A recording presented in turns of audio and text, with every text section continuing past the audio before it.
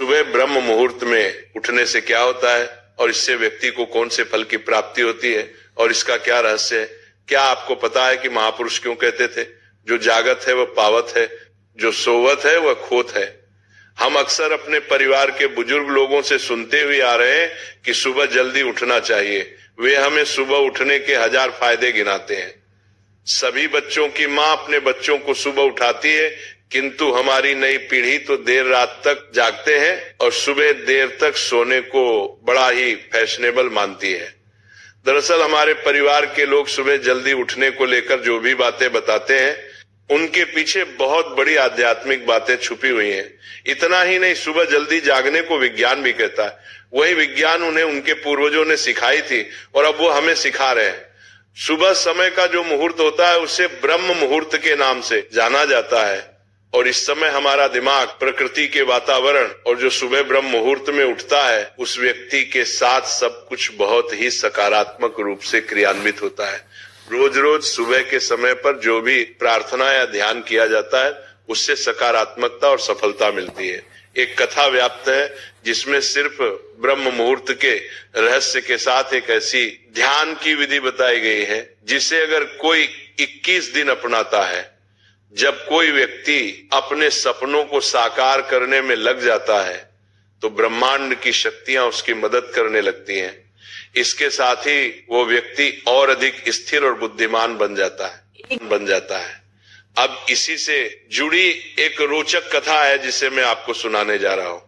एक बार की बात है, जब देवर्षि नारद आकाश मार्ग से यात्रा कर रहे थे तभी उनकी मुलाकात इंद्रदेव से हुई।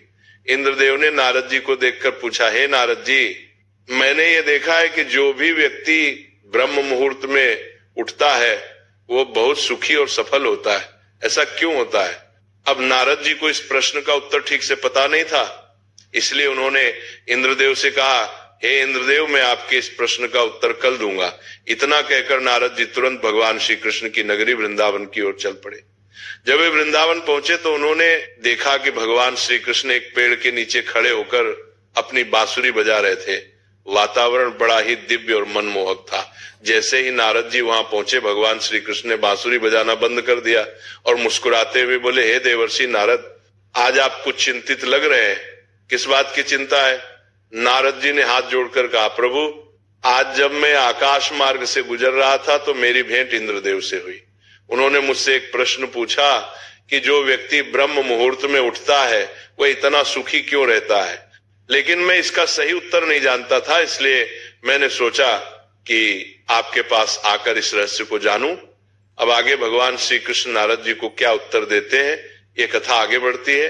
तब रास्ते में मुझे देवराज इंद्र मिले। उन्होंने मुझसे पूछा कि हे देवर्षि नारद, जो लोग सुबह सुबह ब्रह्म मुहूर्त में उठते हैं वे सभी इतने खुश क्यों रहते हैं? हे प्रभु, मैं इसी प्रश्न का उत्तर जानने के लिए आपके पास आया हूं। तब भगवान श्री कृष्ण कहते हैं, हे देवर्षि नारद, वाकई में इंद्रदेव ने आपसे यह प्रश्न पूछकर समस्त मानव जाति का कल्याण किया है। कलयुग के मानव के लिए यह प्रश्न इतना महत्वपूर्ण है कि जैसे शरीर में बसी हुई उसकी जान है। हे महर्षि नारद, मैं आपको इस प्रश्न का उत्तर एक कथा के माध्यम से बताऊंगा। आप इस कथा को अंत तक जरूर सुनना और जो भी मनुष्य इस कथा को सुन लेगा वह कभी भी इस अवसर को अपने हाथ से जाने नहीं देगा। उसका ब्रह्म मुहूर्त का रहस्य जानकर पूर्ण जीवन बदल जाएगा। तब देवर्षि नारद बोले, हे प्रभु, आप कथा सुनाइए तो सही, मैं इस कथा को पूरा सुनूंगा और समस्त लोक जगत में भी विख्यात करूंगा। तभी भगवान श्री कृष्ण कथा सुनाना प्रारंभ करते हैं। एक समय की बात है, एक नगर में एक लड़का रहता था। वो लड़का अच्छा था, लेकिन उसकी एक खराब आदत थी कि वह देर तक सोता रहता था। सुबह उसे जगाने के लिए लाखों प्रयास किए जाते थे, किंतु सबने हार मान ली थी। वह लड़का कभी 9 बजे से पहले नहीं उठता था। जब वह बालक था तब परिवार के लोगों ने सोचा कि जब यह बड़ा हो जाएगा तो इसकी आदत में सुधार हो जाएगा, किंतु लड़का जैसे जैसे बड़ा होता गया उसकी ये आदत और भी ज्यादा गहरी होती चली गई। दुनिया इधर से उधर हो सकती थी, लेकिन वह लड़का कभी जल्दी नहीं उठ पाता था। उसके पिता उसकी इस आदत से बहुत ज्यादा परेशान रहने लगे थे। उस लड़के को ढेरों नकारात्मक शक्तियों ने घेर लिया था। वह सभी को पलट कर जवाब देता था, दिन भर उदास रहता था। इसका असर उसके स्वास्थ्य पर भी पड़ती रहा था। जब उस लड़के को ये पता लगा कि उसके सारे मित्र सफलता को प्राप्त कर चुके हैं, तब वो और भी ज्यादा दुखी हो गया और ईश्वर को कोसने लगा।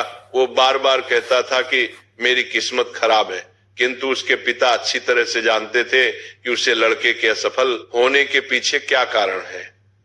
आगे भगवान श्री कृष्ण कहते हैं, हे देवर्षि नारद, उसके पिता को किसी सन्यासी के बारे में पता चला तो वे तुरंत अपने बेटे की समस्या को लेकर सन्यासी के पास जा पहुंचे। पिता ने उस सन्यासी को बड़े ही विस्तार से अपने बेटे की आदतों के बारे में बताया। सन्यासी ने कहा कि कल आप अपने बेटे को इस आश्रम में आने को कहिए। पिता घर की ओर चला गया। उन्हें पता था कि अगर वो सीधे तरीके से बेटे को सन्यासी से मिलने के लिए कहेंगे तो वो कभी तैयार नहीं होगा।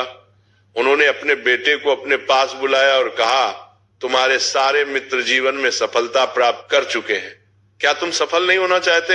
लड़के के पिता ने पूछा। लड़के ने तुरंत जवाब दिया, जरूर पिताजी, लेकिन जब भी मैं अपने दोस्तों से उनकी सफलता का राज पूछता हूं तो वे मुझे कुछ भी नहीं बताते। पिता मुस्कुराए और बोले, मुझे अब समझ आ गया है कि वे सब क्यों सफल होते जा रहे हैं। लड़का उत्सुक हो गया और बड़े ही उत्साह से बोला, क्या पता चला है पिताजी, कृपया मुझे भी बताइए। पिता ने गंभीरता से कहा, कल सुबह तुम्हें एक सन्यासी के आश्रम में जाना होगा। यदि तुम समय से वहां पहुंच गए तो वह सन्यासी तुम्हें ऐसा मंत्र देंगे जिससे तुम भी सफल हो सकते हो। लड़के की जिज्ञासा और बढ़ गई, लेकिन तभी पिता ने आगे कहा, मगर एक समस्या है। लड़का चौंक कर बोला, क्या समस्या है पिताजी? पिता ने गहरी सांस ली और बोले, समस्या यह है कि जब तक तुम सोकर उठोगे तब तक सन्यासी से मिलने का समय खत्म हो जाएगा। ये सुनकर लड़के ने आत्मविश्वास से कहा, पिताजी, मैं पूरी रात जागेगा और सुबह होते ही सन्यासी से मिलने जाऊंगा। पिता ने सहमति में सिर हिलाया और बोले, ठीक है, लेकिन याद रखना उस सन्यासी की हर बात माननी होगी। लड़का बहुत उत्साहित था। जीवन में पहली बार उसने पूरी रात जागने का निश्चय किया, लेकिन थोड़ी ही देर में उसकी आंखें भारी होने लगीं और वह गहरी नींद में सो गया। अगली सुबह जब उसकी नींद खुली तो उसे पता चला कि सन्यासी से मिलने का समय खत्म हो चुका था। पिता ने उसकी ओर देखा और निराशा से बोले, तुम जीवन में कभी सफल नहीं हो पाओगे, जाओ जाकर फिर से सो जाओ। पिता की ये बात सुनकर लड़का बहुत दुखी हुआ, लेकिन उसने हार नहीं मानी। मन ही मन उसने खुद को चुनौती दी कि कल सुबह वह हर हाल में सन्यासी से मिलने जाएगा। उसने अपने हाथ में एक छोटा सा एक घाव बना लिया। दर्द के कारण उस लड़के को रात भर नींद नहीं आई। ऐसा पहला अवसर था जब उसने अपने जीवन में पहली बार सूर्योदय देखा था। वह तुरंत ही तैयार होकर सन्यासी से मिलने के लिए चला गया। आज उसका अनुभव कुछ अलग था। वह बेहद शांत महसूस कर रहा था। जैसे ही सन्यासी के आश्रम में पहुंचा, वहां पर उसने देखा कि सन्यासी और उनके सभी शिष्य ध्यान लगाकर बैठे हुए हैं। ध्यान का समय समाप्त हुआ। तब लड़का उस सन्यासी के पास पहुंचा और उन्हें प्रणाम करते हुए बोला कि आपके पास कोई ऐसा मंत्र है जिससे मैं सफल हो सकता हूं? कृपया करके मुझे वह मंत्र बताइए। मैं भी अपने मित्रों के समान सफल होना चाहता हूं और अच्छा जीवन जीना चाहता हूं। सन्यासी मुस्कुराए और बोले, अच्छा तो तुम वही बालक हो। तुम्हारे पिता मुझसे मिलने आए थे और उन्होंने मुझे तुम्हारे विषय में सब कुछ बताया। मैं तुम्हें वह मंत्र अवश्य बता देता। किंतु अब लड़के ने जैसे ही किंतु शब्द सुना, लड़का घबरा गया।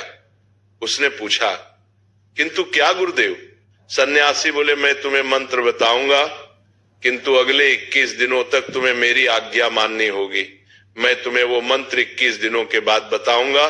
तब तक मैं तुमसे जो भी कार्य कहूंगा तुम्हें वो करना होगा।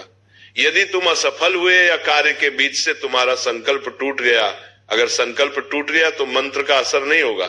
सन्यासी ने गंभीर स्वर में कहा। लेकिन लड़के का निश्चय अटूट था। उसने विनम्रता से कहा, हे गुरुदेव, मैं आपकी हर आज्ञा मानने के लिए तैयार हूं। अगले 21 दिनों तक मैं आपका दास हूं। जो भी आप कहेंगे मैं वही करूंगा।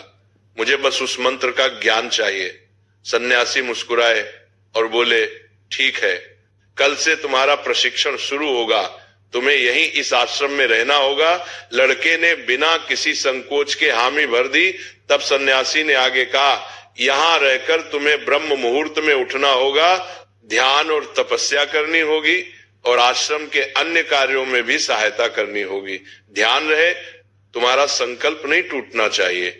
और अगले दिन से उसकी नई दिनचर्या शुरू हो गई। इस बार उसने पूरे जोश और दृढ़ निश्चय के साथ संकल्प लिया कि वो नियमों का पालन करेगा। लेकिन एक सप्ताह बीतते बीतते उसकी परीक्षा शुरू हो गई। 8वें दिन वो आलस्य में आ गया और देर तक सोता रहा। जब उसकी आंख खुली तो उसे एहसास हुआ कि वो ब्रह्म मुहूर्त में नहीं जग पाया। अरे, मुझसे कितनी बड़ी भूल हो गई। वह घबराया और भागता हुआ सन्यासी के पास पहुंचा। आंखों में आंसू थे। गुरुदेव, मेरा संकल्प टूट गया, अब तो मैं कभी सफल नहीं हो पाऊंगा। सन्यासी ने मुस्कुराकर उसे प्यार से समझाया, बेटा, हर गलती का समाधान होता है, हार मानने से कुछ नहीं मिलेगा, फिर से शुरुआत करो, नया संकल्प लो। लड़के ने गहरी सांस ली और पूछा, गुरुदेव, ये ब्रह्म मुहूर्त में उठना इतना जरूरी क्यों होता है? आश्रम के सभी लोग इतनी जल्दी क्यों उठ जाते हैं? तब सन्यासी ने लड़के को समझाते हुए कहा, सुबह यानी ब्रह्म मुहूर्त में उठने के पीछे बहुत बड़ा विज्ञान छुपा हुआ है। लड़के ने कहा कि कृपया करके मुझे वो विज्ञान बताने की कृपा करें। सन्यासी ने कहा कि रात्रि को 4 पहर में बांटा गया है। पहला रुद्रकाल, जिसका समय शाम 6 बजे से लेकर 9 बजे तक होता है। दूसरा राक्षस काल, जिसका समय 9 बजे से 12 बजे तक होता है। तीसरा गंधर्व काल, जिसका समय रात्रि 12 बजे से सुबह 3 बजे तक होता है। और सबसे अंत में जो पहर आता है उसे मनोहर काल कहते हैं। इस समय को ब्रह्म मुहूर्त या अमृत बेला के नाम से भी जाना जाता है। इसका समय 3 बजे से सुबह 6 बजे तक होता है, जिसमें 3:30 बजे से लेकर 5:30 बजे तक बहुत ही महत्वपूर्ण समय होता है। यह वह समय होता है जब पूरे संसार की नकारात्मक शक्तियां निष्क्रिय अवस्था में होती है और सकारात्मक शक्तियां सक्रिय होती हैं। ब्रह्म अर्थात देव, मुहूर्त अर्थात ब्रह्म। मुहूर्त का अर्थ देवों का समय होता है। सन्यासी आगे कहते हैं, इस समय सभी देव धरती पर विचरण कर रहे होते हैं और जागृत मनुष्य पर उनका बड़ा ही सकारात्मक प्रभाव पड़ता है। ब्रह्म मुहूर्त ऐसा समय होता है जिसमें मनुष्य का मस्तिष्क बिल्कुल खाली होता है। इसमें किसी प्रकार की कोई विचार नहीं होते हैं और जब इस समय व्यक्ति अपनी पुस्तक खोलकर पाठ का अध्ययन करते हैं तो उन्हें सब कुछ जल्दी जल्दी याद भी होता है और ये लंबे समय तक याद भी रहता है। ब्रह्म मुहूर्त ऐसा समय है जिसमें हम ध्यान को समझने का प्रयास करते हैं। इस कारण आश्रम के सभी शिष्य और संसार में बहुत से ज्ञानी लोग ब्रह्म मुहूर्त में ही उठ जाते हैं। प्राचीन काल में रोशनी का कोई स्रोत न होने के कारण लोग अपने दिन का समापन सूर्यास्त के साथ और आरंभ सूर्योदय के साथ करते थे। एक तरीका है जिससे मानव जीवन प्रकृति के साथ तालमेल बना कर चलता है। उस लड़के ने कहा, ठीक है गुरुदेव, मैं कल से अपना संकल्प फिर से शुरू करता हूं, किंतु ब्रह्म मुहूर्त में उठकर मुझे क्या क्या करना चाहिए? तब उस सन्यासी ने कहा, मैं तुम्हें बताता हूं कि ब्रह्म मुहूर्त में क्या और कैसे करना चाहिए। सबसे पहले उठकर धरती पर पांव रखने से पहले धरती माता को प्रणाम करना चाहिए। सन्यासी आगे कहते हैं, अपनी हथेलियों की ओर देखो और ईश्वर को धन्यवाद दो कि उन्होंने तुम्हें आज का सूर्योदय देखने का अवसर दिया। इसके बाद नित्य कर्म और स्नान करने से शरीर ही नहीं बल्कि मन की शुद्धता भी बढ़ती है। स्नान करने के पश्चात ध्यान की प्रक्रिया होती है। ब्रह्म मुहूर्त की ध्यान प्रक्रिया की अवधि 21 दिन तक होती है। इस विधि का उपयोग तब किया जाता है जब आप अपनी कोई मनोकामना की पूर्ति चाहते हैं। ये ऐसा समय होता है जब व्यक्ति अपने आज्ञा चक्र को सक्रिय करने पर काम करते हैं। सन्यासी आगे कहते हैं, अब कृपया करके मुझे सफल होने का मंत्र बताइए। तब उस सन्यासी ने मुस्कुराते हुए कहा, पिछले 21 दिन से जो अभ्यास तुम करते हुए आ रहे हो वही तुम्हारी सफलता का मंत्र है। जो व्यक्ति ब्रह्म मुहूर्त में उठकर ध्यान प्रक्रिया को सही से करते हैं वह जीवन में कभी असफल नहीं हो सकते। तुम्हें ब्रह्म मुहूर्त का रहस्य पता चल चुका है, अब इसे जीवन पर्यंत करो, तुम्हें जीवन के लक्ष्य और सफलता दोनों प्राप्त होगी।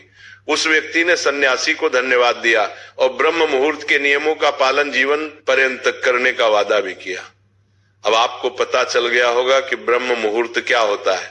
तब देवर्षि नारद जी बोले, हे प्रभु, अब मुझे ब्रह्म मुहूर्त का संपूर्ण ज्ञान हो गया है। इतना कहकर नारद जी ने भगवान श्री कृष्ण को धन्यवाद दिया और इंद्रदेव के पास जाकर उन्हें ब्रह्म मुहूर्त का संपूर्ण ज्ञान दिया। आप भी अगर अपने जीवन में हमारी प्राचीन परंपरा को अपनाओगे तो आपके जीवन में बहुत ही जल्द सब कुछ बदल जाएगा। ब्रह्म मुहूर्त के दौरान उठने की कई लाभ हैं। ब्रह्म मुहूर्त का हमारे शास्त्रों में बेहद महत्व है। ब्रह्म मुहूर्त में ध्यान करना बहुत फायदेमंद होता है। ब्रह्म मुहूर्त में नकारात्मक सोच से दूर रहना चाहिए। यह समय बहुत शुभ होता है। ऐसी मान्यता है कि इस दौरान देवता धरती पर आते हैं और अपने भक्तों की सभी इच्छाएं पूर्ण करते हैं। इसलिए हमारे घर के बड़े जल्दी उठने की सलाह देते हैं। सुबह जल्दी उठने के कई फायदे होते हैं। खासकर सूरज की पहली किरण पड़ने से पहले बिस्तर छोड़ देना सेहत के लिए बहुत फायदेमंद होता है। इससे न सिर्फ शरीर स्वस्थ रहता है बल्कि दिमाग भी तेज होता है। ब्रह्म मुहूर्त एक ऐसा समय होता है जो इंसान को न सिर्फ शारीरिक बल्कि आध्यात्मिक रूप से भी लाभ पहुंचाता है। इस समय उठने वाले लोग बुद्धिमान, उत्साही और ऊर्जावान होते हैं, जबकि देर तक सोने वाले लोग धीरे धीरे आलसी और निस्तेज हो जाते हैं। आयुर्वेद में भी इस समय को बेहद खास माना गया है। इस दौरान बहने वाली वायु को अमृतुल्य कहा गया है, क्योंकि यह शरीर के लिए संजीवनी शक्ति की तरह काम करती है। सुबह ब्रह्म मुहूर्त में उठकर टहलने से शरीर में नई ऊर्जा का संचार होता है। यह समय पढ़ाई के लिए भी सबसे अच्छा होता है, क्योंकि पूरी रात आराम करने के बाद जब हम सुबह उठते हैं तो दिमाग और शरीर पूरी तरह तरोताजा रहते हैं। उस समय ऑक्सीजन का स्तर भी ज्यादा होता है, जिससे मस्तिष्क को अतिरिक्त ऊर्जा मिलती है। यही कारण है कि इस समय की गई पढ़ाई जल्दी और लंबे समय तक याद रहती है। इसके अलावा ब्रह्म मुहूर्त का वातावरण बेहद शांत, निर्मल और दिव्य होता है। ऐसा कहा जाता है कि इस समय देवी देवता भी विचरण करते हैं और सत्व गुणों की प्रधानता होती है।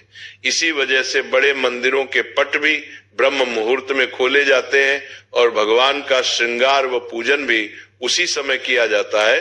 जो लोग सुबह जल्दी उठते हैं उन्हें सुंदरता, बल, विद्या और अच्छा स्वास्थ्य मिलता है। इसलिए अगर कोई अपने जीवन में सफलता और शारीरिक मानसिक संतुलन चाहता है तो उसे ब्रह्म मुहूर्त में उठने की आदत जरूर डालनी चाहिए। ब्रह्म मुहूर्त को बहुत शुभ और उत्तम समय माना गया है, खासकर ग्रंथ रचना, ध्यान और स्वास्थ्य के लिए। वाल्मीकि रामायण के अनुसार जब माता सीता की खोज में श्री हनुमान अशोक वाटिका पहुंचे तो वह समय ब्रह्म मुहूर्त ही था। वहां उन्होंने वेदों और यज्ञ के ज्ञाता ब्राह्मणों के मंत्र